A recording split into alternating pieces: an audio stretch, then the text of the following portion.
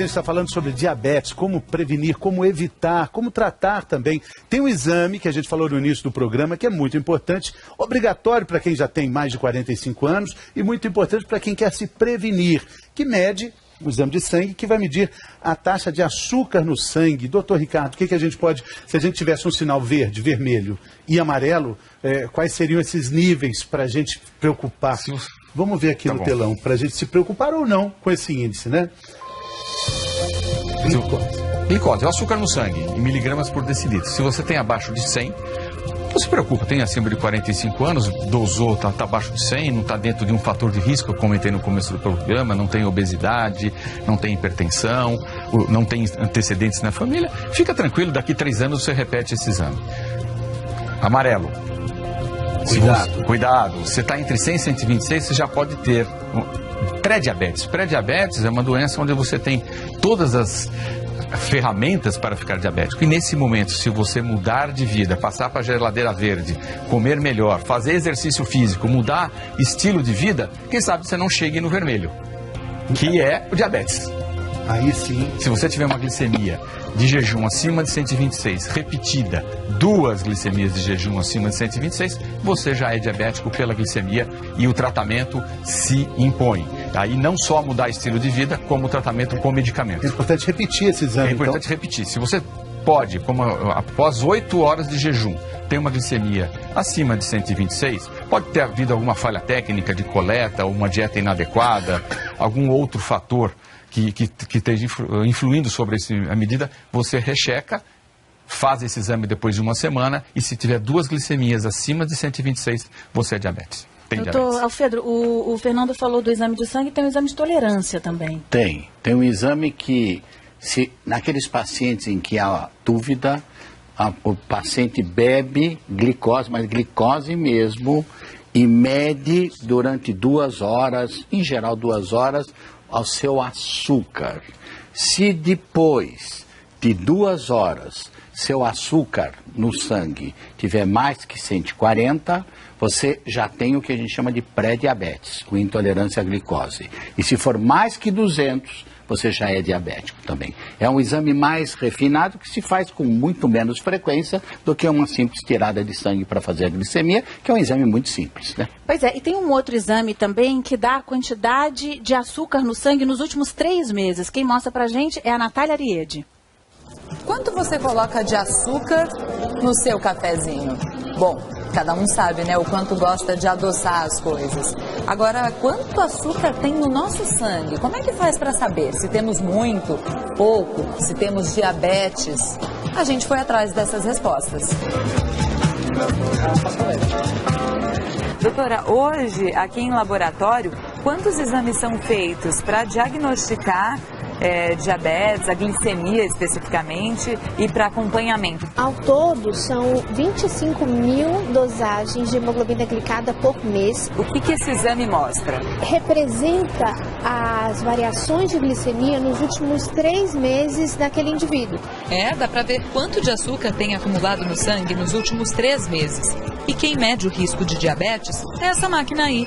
Mas esse é só um dos tipos de exame. O diagnóstico de diabetes pode ser feito pela glicemia de jejum de no mínimo 8 horas, pode ser feito pelo teste de tolerância oral à glicose, 2 horas depois de você ingerir uma quantidade específica de glicose, 2 horas você faz a dosagem, ou ainda pela dosagem de hemoglobina glicada, que é mais recente.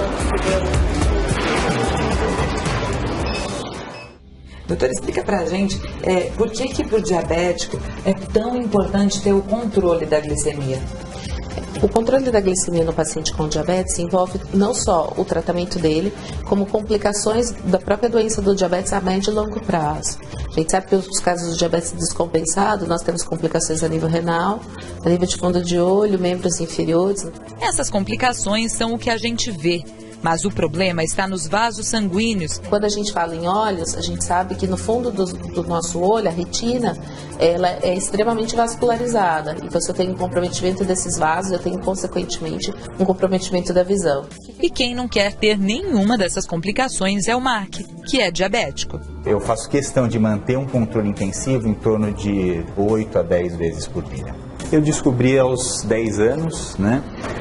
E O diagnóstico ele foi com sintomas clássicos, né, de fazer muito xixi, beber muita água, muito cansaço.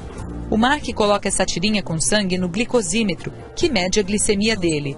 E se tiver alguma alteração... Eu uso hoje em dia também a bomba de insulina, né? A bomba de insulina calcula e libera a quantidade exata de insulina que ele precisa. Então, quando eu fui diagnosticado, a gente media a glicose na urina. Então, era uma forma bastante precária, né? Se a gente for comparar com hoje em dia. Ficou muito mais fácil, né, Mark? Sim, fica muito mais fácil e você se sente muito mais seguro, né? E percebe que o seu controle está muito mais na sua mão. Tantos cuidados para controlar essa doença, que tem um número alarmante, um número assustador, que a gente vai falar aqui agora, justamente para alertar as pessoas para esse cuidado. No mundo todo, a cada minuto, uma pessoa perde um membro do corpo por causa do problema com diabetes, né, doutor? Isso. A cada minuto. A gente tem aqui uma demonstração para a gente ver um quebra-cabeças. O mais comum é o pé, mas existem também amputações de dedos, né, doutor? Dedos, dos pés, e principalmente membros inferiores, né?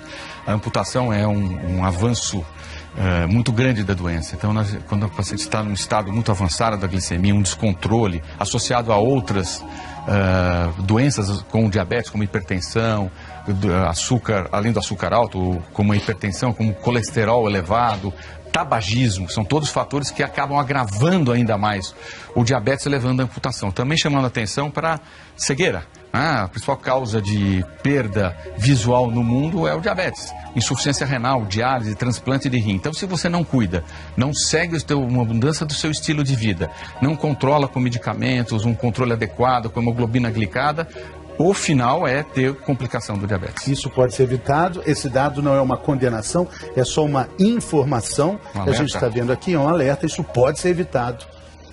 Bom, e tem gente de casa querendo conversar com a gente ainda, olha só, vamos ver quem é. É o Adriano, de Teotônio Vilela, em Alagoas. Há como deixar de tomar insulina e controlar a doença só com alimentação e exercício, doutor Alfredo? Adriano, eu não sei que tipo de diabetes você tem.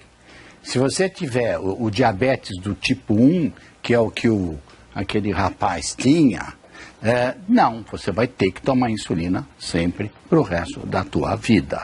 A não ser que descubram outras formas, por exemplo, vai se desenvolver insulina oral, insulina por boca, insulina nasal, mas por enquanto você tem que tomar injeção.